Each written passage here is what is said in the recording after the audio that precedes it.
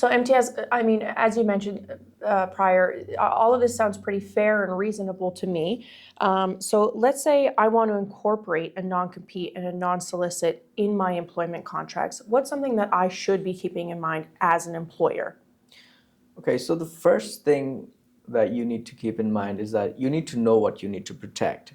If you don't know why you need them, you probably don't need them in the first place.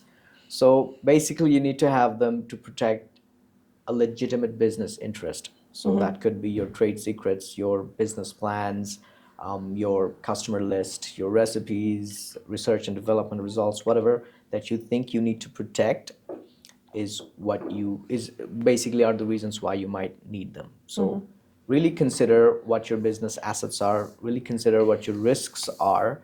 Let's say simulate a situation, for example. Let's say you have a key employee who knows all the trade secrets, who knows all the ins and outs of your business, knows all the customers. What could go wrong, or what could he do if he left the business right now and started his own thing, or went to another competitor business to compete with you? So simulate that situation and see what the worst things that could happen. And on that basis, you need to tailor your non-compete and non-solicits. And they need to be very specific. If they're vague, that gives the court a very good reasons to throw them out.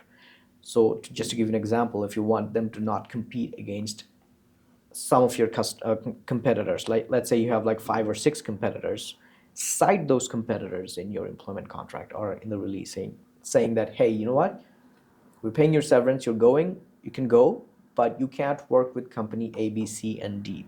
Make them very specific. If you're trying to protect trade secrets or any particular business intellectual property, cite them, saying that, hey, you know what, you can't divulge these informations, or you can have like a confidentiality clause. So it's okay to be specific and detailed, right? It's important to be specific and detailed. You can't have vague clauses and expect them to be It reasonable. can be left in the gray area. Yeah. It's better to really include all of the Yeah. information in its entirety. And you really need to know what to include in there. Like that's why it's important to speak to a lawyer, understand what your business assets are and how you can protect them and how to craft them within their employment contract in a way that's reasonable and ensures that your business risks or interests are protected, and at the same time it's not unfair or unreasonable to the employee, so that there aren't any risks or there are lower risks of a court finding them to be invalid.